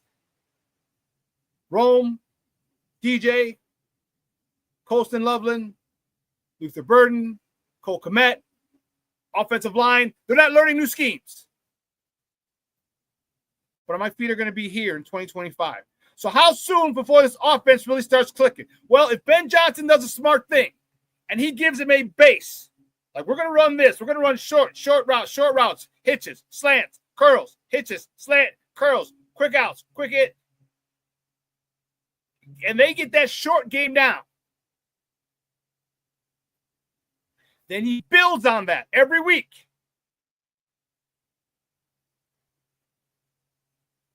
I think by week 10, maybe sooner, but I think by week 10, this offense will have a very, very, very comfortable feel about itself. And I think the last 7 games will be a preview of the tip of the iceberg of what we'll see in 2026. That's my thought. That's my prediction. The last 7 games will be the tip of the iceberg. It's going to be a preview of what we're going to see in 2026. Maintaining that we're healthy. That's the biggest caveat, that we're healthy.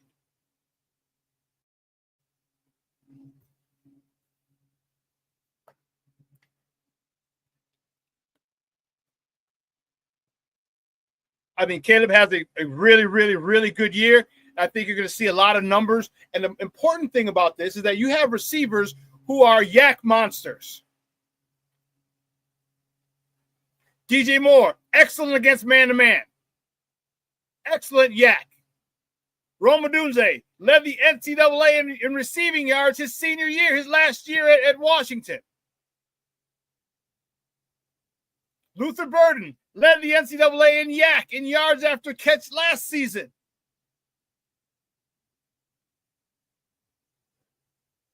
Your 3 receivers can run after the catch, big time. Cole Kmet's not bad either. Colston Loveland, another one, a wide receiver in a tight end's body. So I'm really anticipating Caleb to probably get close to 4,000 yards and the 30 touchdowns. I'm telling you, after week 10 or after the 10th game,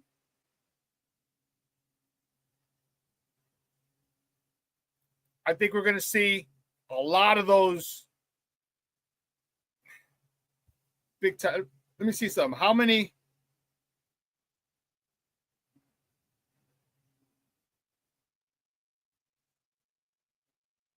I want to see how many. Look at the schedule real quick.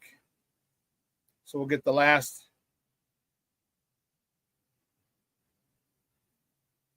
Here we go. You know what? Let me put it up. We'll put it up on the screen. We'll put it up on a screen and we'll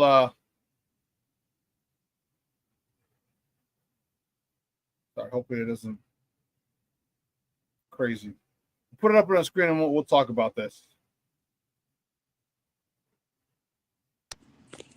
Nope.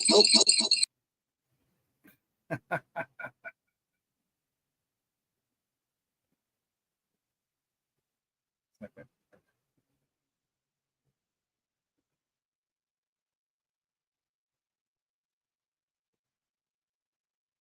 put this up and we're going to go through it.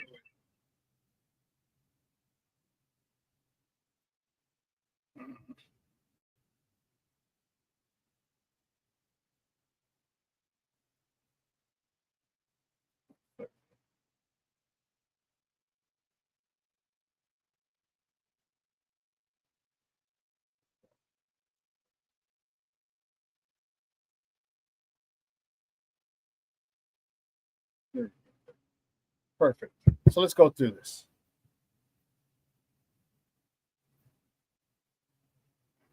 This is 2025. So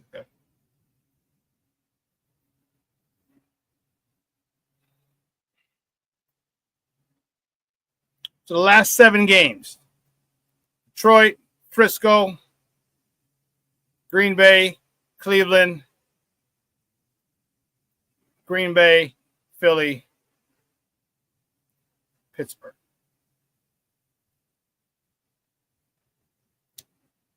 Okay. So wait. So the home against Pittsburgh, Aaron Rodgers. We don't know what the weather's going to be like there. On the road at Philly, we should be all right. I don't know. We're home against Green Bay. I'm sorry. We're on the road against Philly and Green Bay. What the weather's going to be like there, I don't know. We're home against Cleveland and Green Bay. Don't know what the weather's going to be like at that point.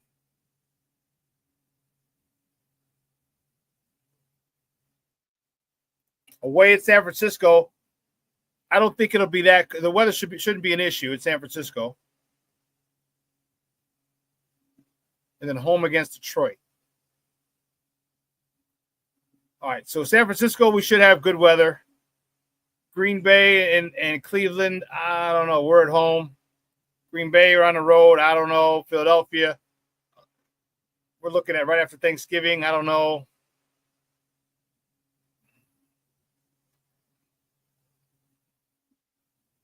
I would have loved an indoor team. Like if we would have played the Lions and the Vikings later.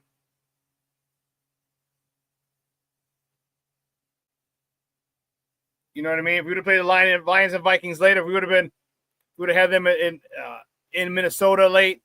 We'd get a really, really good idea with this offense. We'd get a great idea with this offense in ideal conditions.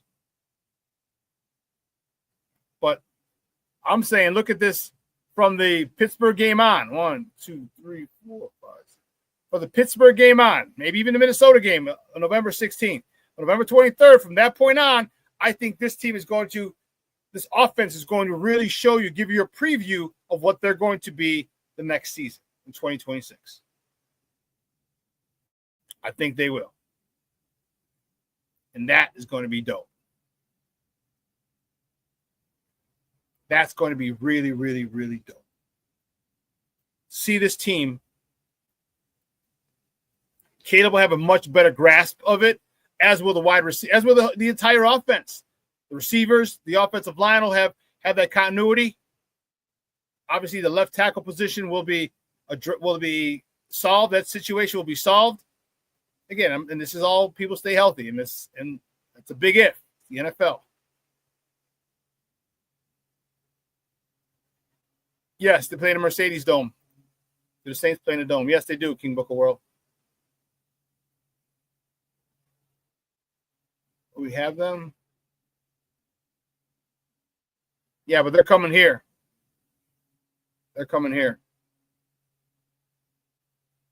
Yeah. But that's going to be a situation that I'm anxious to see. I'm looking forward to that.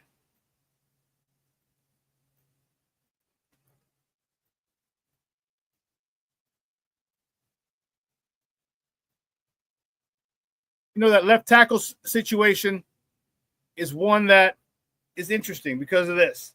I was on Nomad Show the other day, or last week, and we were talking, Sunday, and one of the things he said is about Braxton.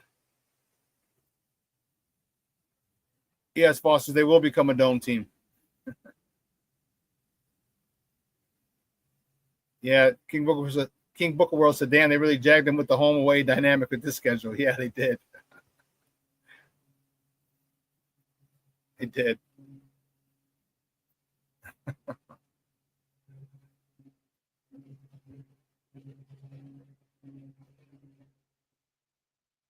The thing about this left tackle decision, thank you, Roberto. You actually brought me back on track. They got to make a decision on the left tackle. We were talking, and here's the issue.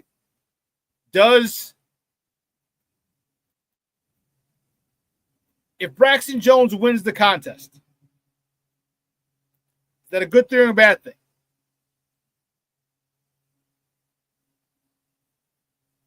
Here's why. Because Kieran Amagaji what was he, a second round pick?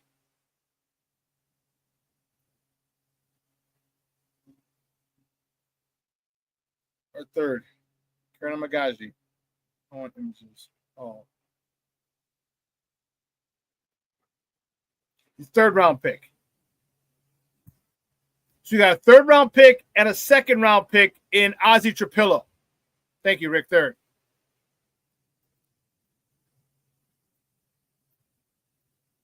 Roberto, thank you. Third round pick. Does that mean you whiffed on those second and third round picks? If Braxton continues to, if he wins that jab, now mind you, Braxton's got a huge advantage. He's played in the NFL. He started in the NFL for 3 years. He's up to speed. Except the fact he's coming off injury. Except the fact that he didn't get a complete offseason in with strength training. He was rehabbing. Big difference.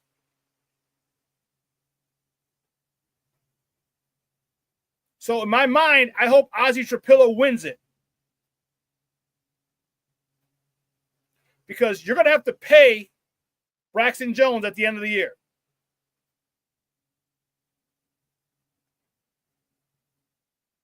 You're going to have to pay Jones at the end of the year. We talked about Charles J. Leno. He got a big deal. And he was, the human turnstile. Here. Rick, Cornelius, we're on the same page. Good thing because of the depth it creates. Yes. If Jones is our swing tackle, that bodes well for us. Yes, it does. I would like Ozzy to win that spot. And here's the thing. I wonder what the Bears are going to do if Ozzy wins that spot. What are you going to do? Can you trade him in the middle of the season? I don't know if that's going to work. And he's a free agent at the end of the season. Is he going to? Let me see something. Is he going to be a restricted free agent?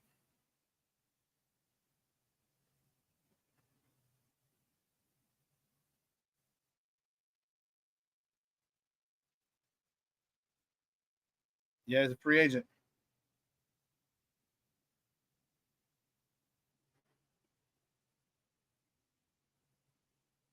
Yep. He's entering the final year of his rookie deal and will be a free agent in 2026.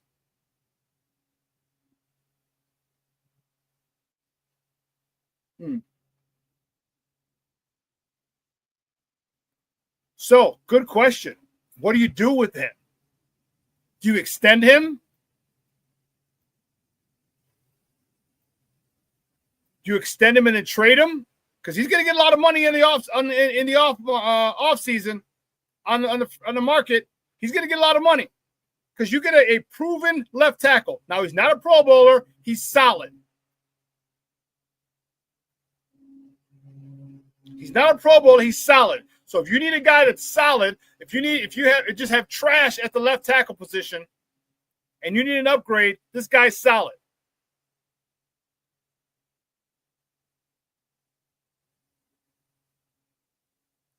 Foster, you can find a partner in training camp. Cool.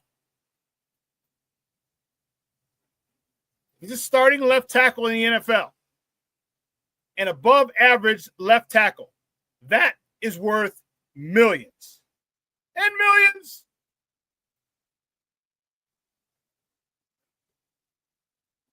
I would love for them to play Ozzy. I'd love for him and Kieran to battle it out. Ozzy win. Kieran, you're the swing tackle.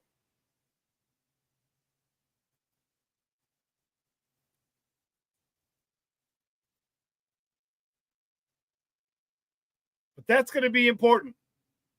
Because the one thing that I'm excited about that in watching his tape, and the thing that Ryan Poles said, which really got me excited, Nomad mentioned it. He said when you watch Ozzy Trapillo's tape, he said it's a boring tape. It's a boring tape.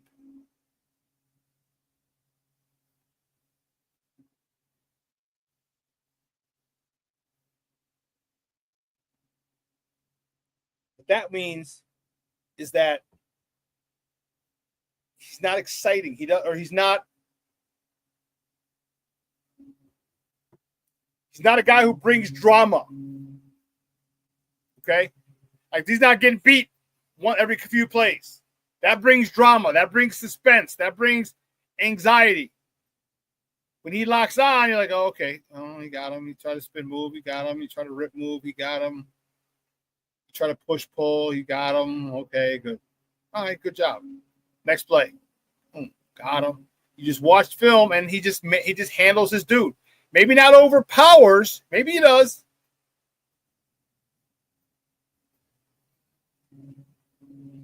But it's very boring. He handles everything, and it looks effortless. When guys go there to move, then their counter move, then their counter move, and he still has that's a boring tape. You want boring for your left tackle. A guy who can handle everything. Rip, push, pull. Foster, you ain't freaking lying, bro. You've had enough drama with the Bears. I can handle some boredom on the O-line. You're damn right.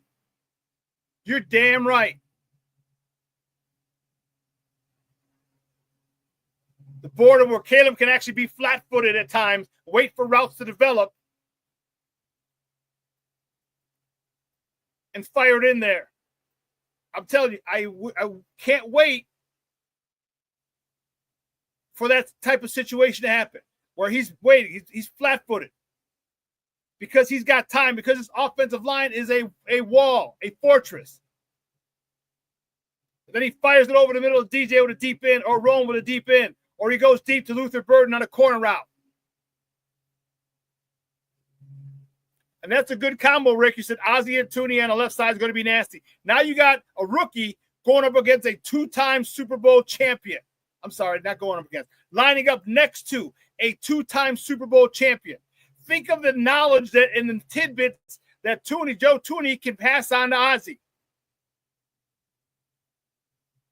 Remember, I've told you, and it comes around. I don't make shit up and say dumb shit and pull shit out of my ass. The best coaching you can get whenever you step up a level is your first year. Or the most vital coaching you get as you step up a level is your first year. To get good coaching from the coach and from Joe Tooney next to you, a two-time Super Bowl winner who's worked with Tom Brady, blocked for Tom Brady, and block for Patrick Mahomes, the type of information that Ozzie can get from him is priceless. That's the kind of coaching and mentorship you need, which will make Ozzie a great left tackle. Ozzie could be vying for the Pro Bowl in his second or third season, which would be amazing for the Bears.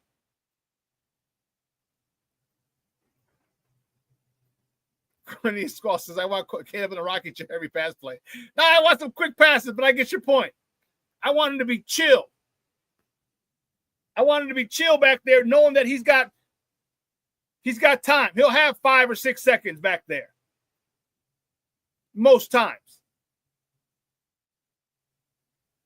On regular pass plays, he'll have 5 or 6, maybe 7 seconds because his offensive line. Remember Tom Brady? You remember when he was with the Patriots, especially when he was with Tampa? That dude was flat-footed all the time. He dropped back 1, 2, 3, 4, 5, 6, 7. Wait. Woo! Fire. Flat-footed because he wasn't afraid. He knew his offensive line had the defensive front handled. And I believe if this is what they do, if they can get that situation with Caleb, this year is going to be very, very special. Again, I don't think Super Bowl. That's what I mean, King Booker World. He says Tom Brady wasn't even bouncing behind that line. Exactly. He wasn't even bouncing. He wasn't even on his toes. He was flat-footed. That's how comfortable you have to be in your offensive line when you're flat-footed. Like I said, I think the Bears' ceiling this year would be the NFC title game. The ceiling. That's stretching it. I'd say maybe the wild card division would probably be more realistic, but you never know. Quarterback goes down, defensive guy goes down, offensive lineman goes down, a key player goes down on a team that they're playing in the playoffs, you can advance. All right.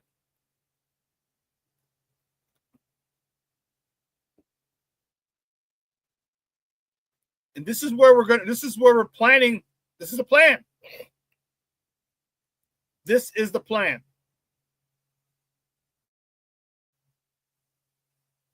This is the plan that the Bears had for Caleb. Shore up the offensive line.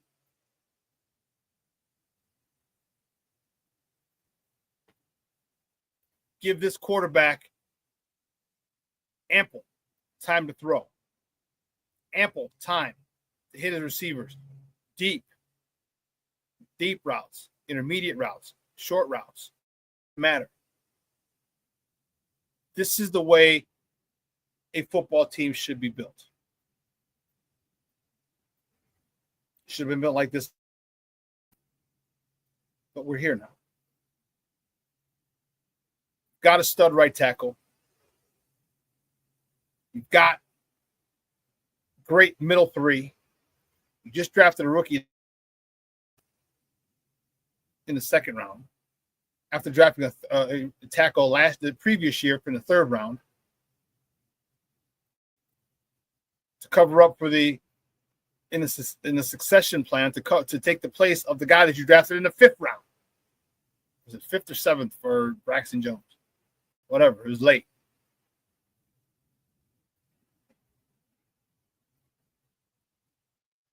This offensive line is going to be much better, which means this run game is going to be great. If you thought DeAndre Swift was good last year, and I did, think of what happens when you're going to get good offensive line play, which is going to open everything up. So we're in a good spot. We're in a good spot right now. The left tackle situation just got to be figured out. I think the best way in a perfect world would be to have Ozzie win it. And if you want to trade, I hear you. Someone's going to need a left tackle. King Booker World, you're right. That's my thought too. So the run game is going to be the surprise of the year. Watch. I could not agree more.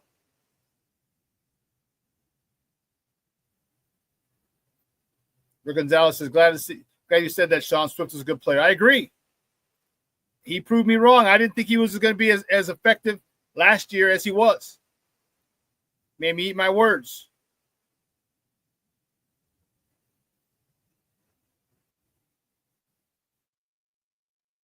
And then Kyle Monangai, I'm telling you, this guy, watching his tape,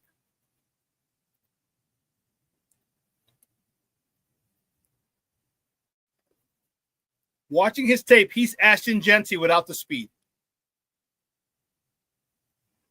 Without breakaway speed. He's got speed, just not breakaway speed. This guy can run between the tackles, great contact balance.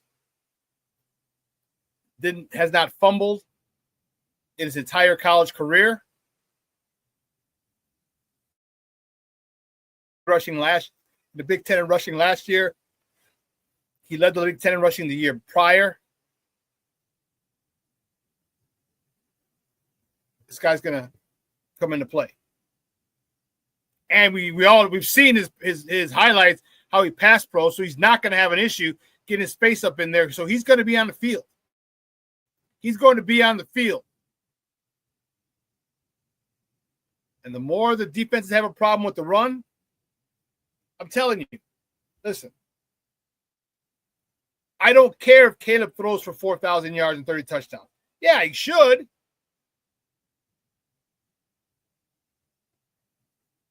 But you give me a guy, I'll take the Jalen Hurts stat, 3,400 yards, and we go deep in the playoffs and win Super Bowls. I'll take that. I'll take that. Because that's the most important thing. Now, if he gets 4,000 yards, 30 touchdowns, and we win a Super Bowl, even better. But I'm not worried about that stat. I'm worried about him. I'm not worried about him being comfortable, him leading this team. And part of the way to lead the team is you turn around and hand the ball to a good running back. Yeah, I think he had 2,600 yards. King Booker World, Jalen Hurts. Let's see.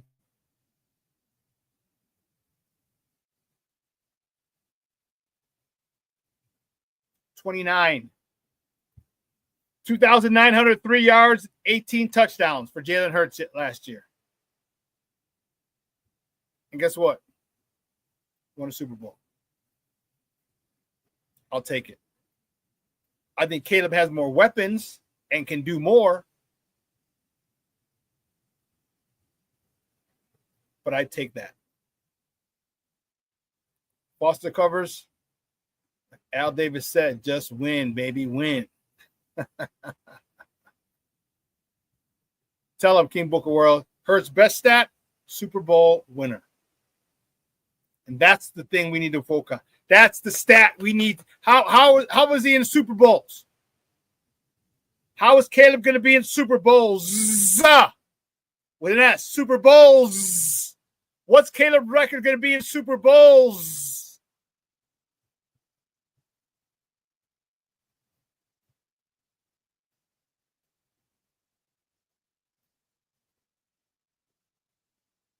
That's what I want to know. I want to see Caleb's record in Super Bowls. I want him to have a winning record in Super Bowls.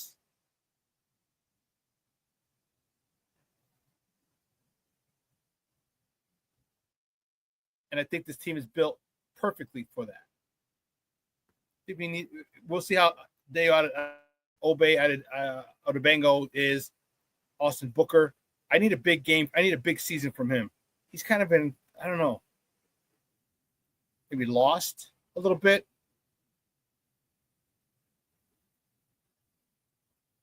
I don't know. I would like to get more production from Austin Booker. I would. Which will help out our defense greatly. But listen, guys, 2 hours is come and gone.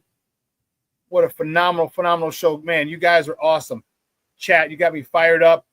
Great comments, great questions, great debate in the chat. I love it.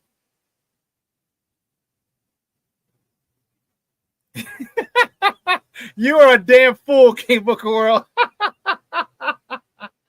He said, when we win the Super Bowl, letting y'all know now, I'm getting arrested for butt naked running through the street.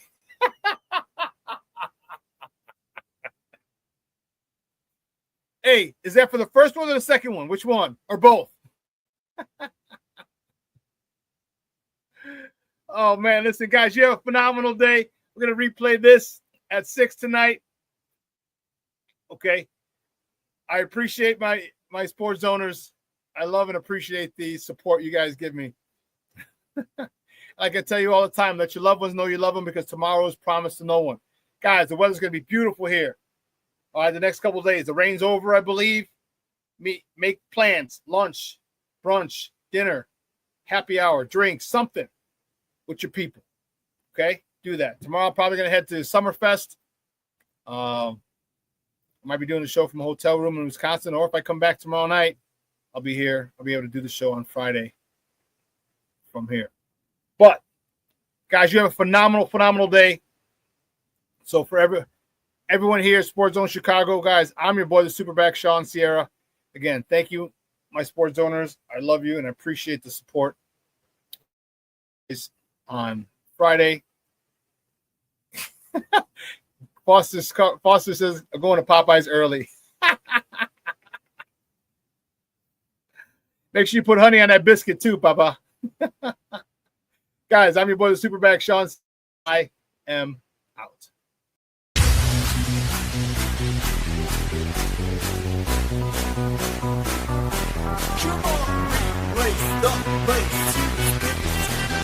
Get ready for the top and answer the drop.